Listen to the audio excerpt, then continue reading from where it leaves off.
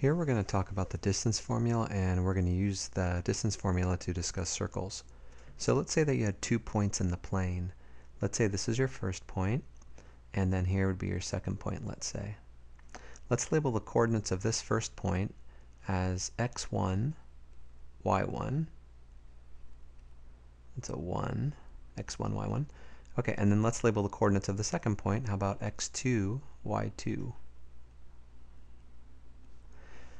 So what we want to do is we want to find the length of this line segment from here to there. That's what we mean by the distance between those 2 points.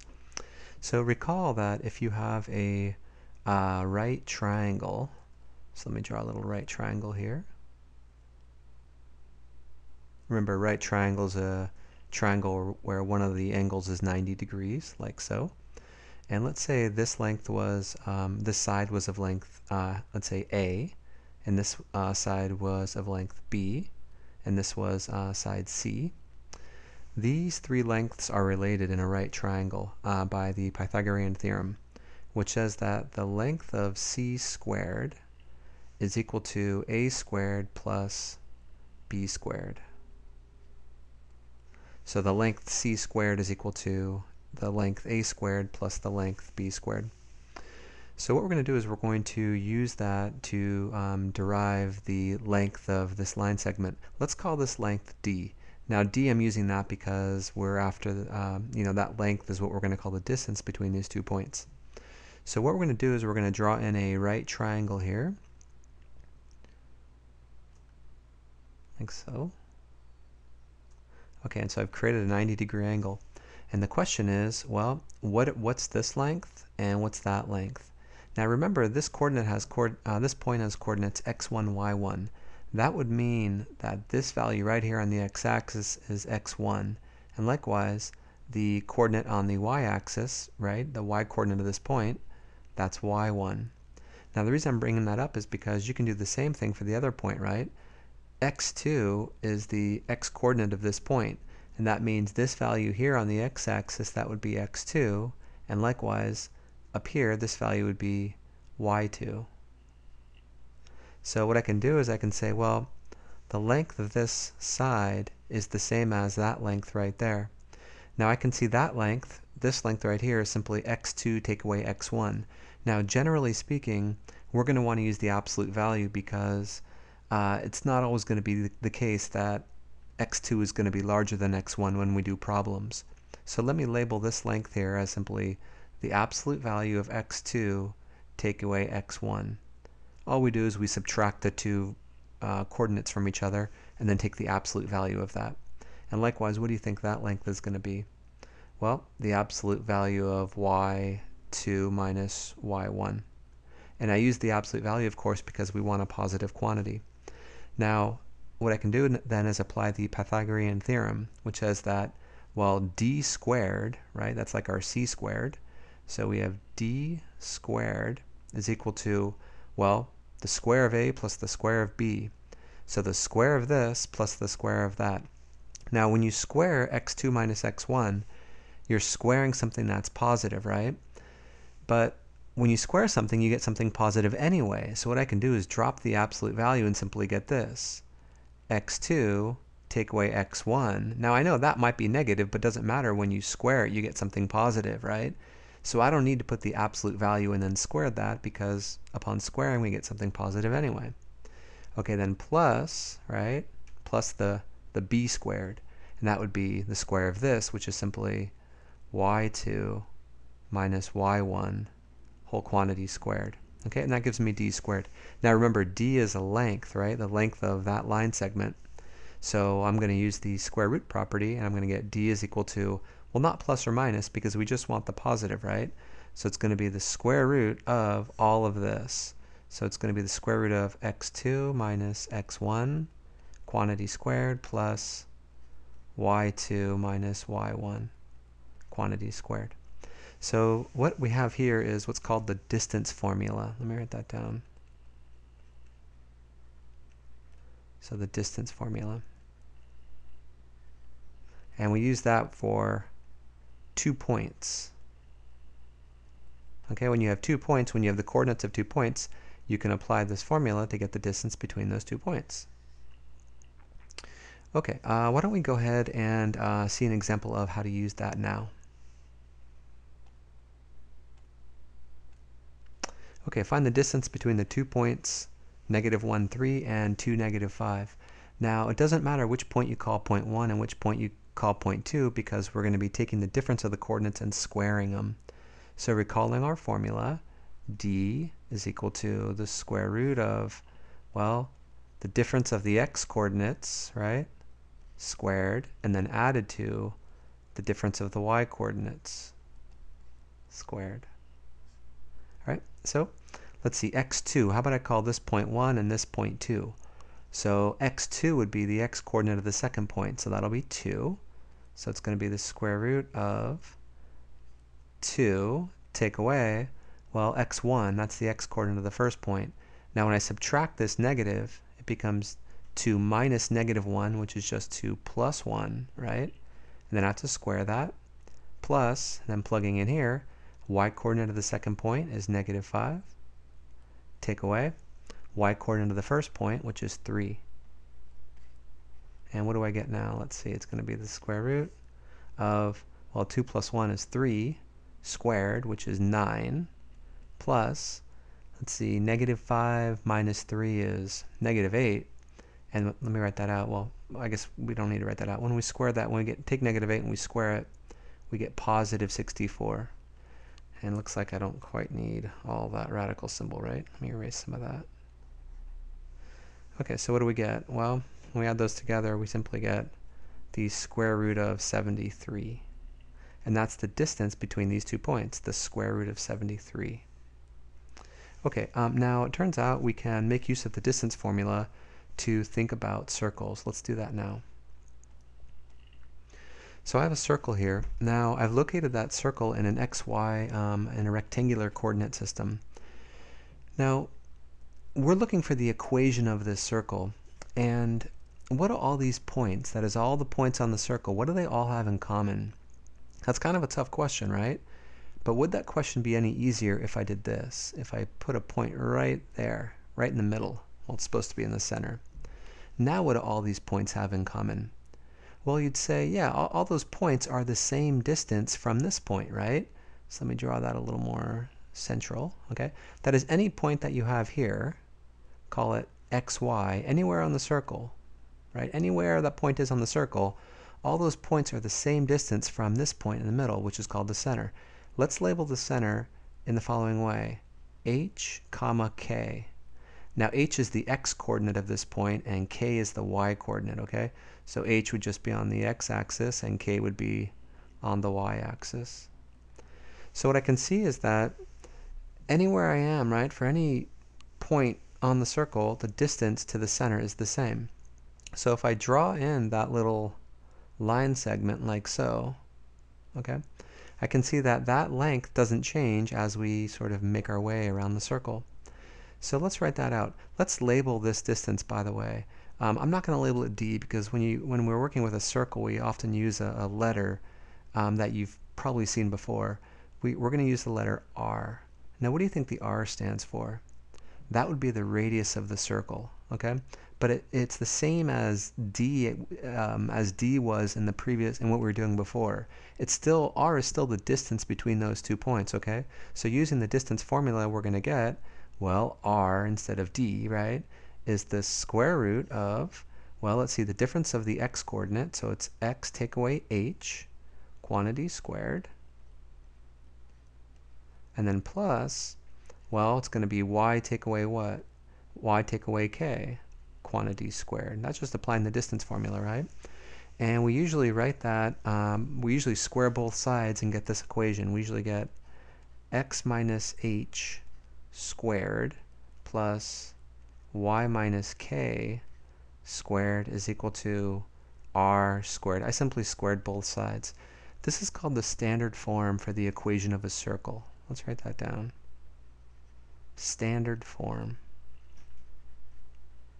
for the equation of a circle.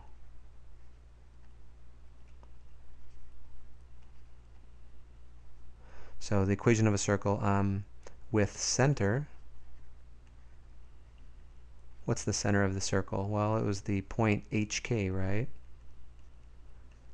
And with radius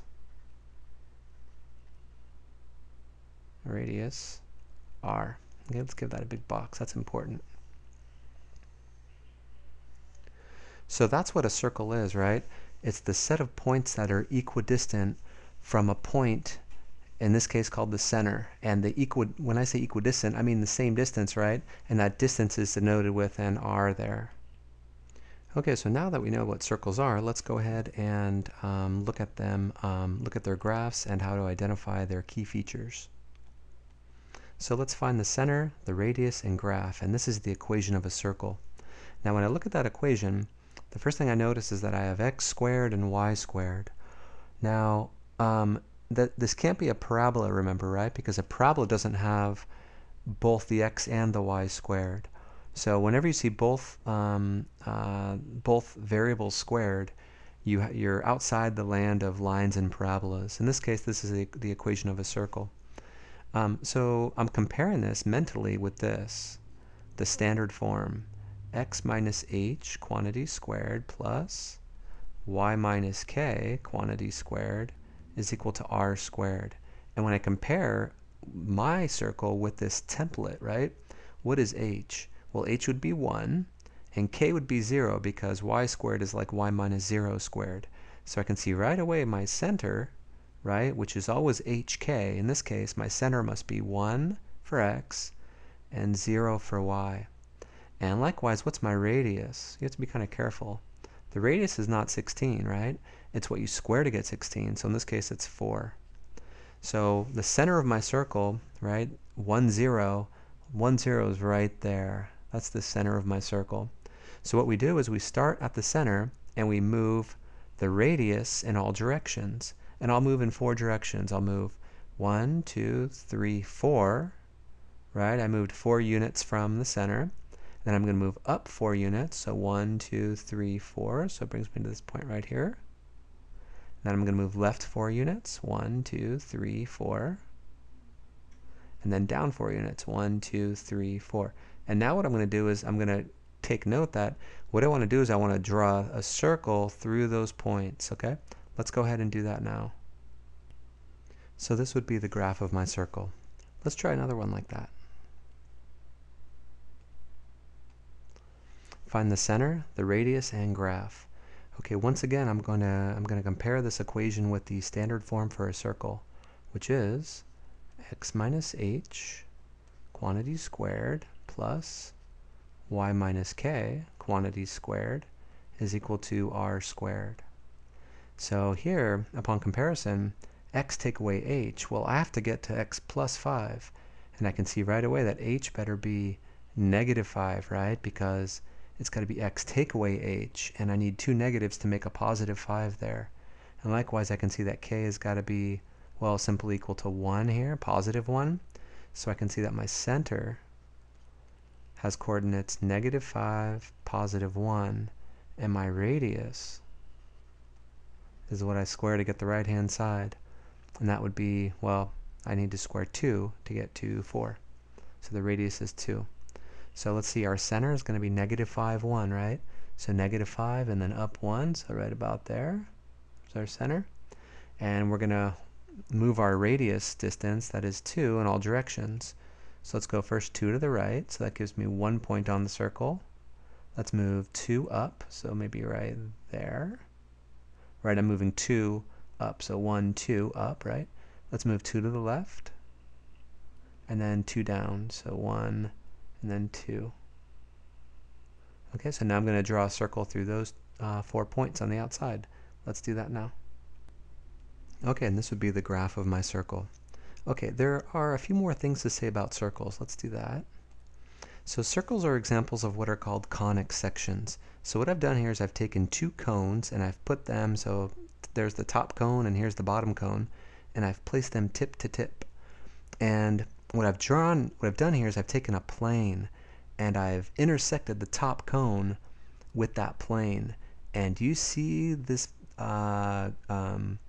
this set of points that gives the intersection of the plane with the cone, that's a circle right there. So what we're going to be doing is we're going to be creating, when you create conic sections, that's what you do. You take these set of cones, or this set of cones, and you intersect them with a plane. And the different curves you give, or the different geometric figures you give, are called conic sections. So a circle is a conic section. Another example of a conic section would be called an ellipse. Now, an ellipse is kind of like an oval. And what I'm going to do is I'm going to take a plane and I'm going to intersect this bottom cone, but the plane's going to be non-horizontal. Let me show you that now. So here would be the graph of our ellipse, and we obtain that ellipse by intersecting, once again, the plane with the cone. So an ellipse. We can also get a parabola. That's an example of a conic section. Now a parabola, of course, is the curve you know and love, right? So a parabola will look something like this. Now let me ask you, how would you get a parabola by intersecting a plane with the set of cones? The hint I'll give you is that this plane has to be rotated. So keep rotating more and more, and you'll find eventually that you get the parabola upon intersecting a plane. And the final conic section that you can get is called the hyperbola, and you'll learn more about these later. Let's see if I can write that. Hyperbola.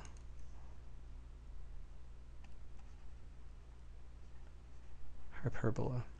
And a hyperbola actually has two branches. They look like these sort of giant ears, if you will. So one looks like that and the other looks like that. They're supposed to look sort of the same. Now, can you think of a way of getting a hyperbola by intersecting these cones with a plane? And the hint for that one is you have to intersect both cones with a plane. So those will be challenge problems for you. Another issue, or another little topic I want to discuss with circles can be given by the following example. So I have two circles here, and the challenge is this. Draw a circle tangent to the given two circles. So can you think of a way of drawing a circle that's tangent to both of these circles? Now you might say, yeah, sure, no problem, right? You can draw in a circle right here. So let's go ahead and do that. Whoa, pretty fun, right? So this this circle is tangent to both of the circles we were given. Now it may surprise you to know that there's another circle that's tangent to both of the original given circles. Let's draw that in now. Whoa, another circle, right? That's tangent to both of the original given two circles. Okay, so I'm going to leave you with a challenge problem. And this challenge problem actually comes to you from Apollonius, who is a Greek mathematician back in 200 BC, so over 2,000 years ago. And Apollonius's circle problem, as it's called, says, given three circles in a plane, 1, 2, 3 circles, can you draw a fourth circle tangent to all three?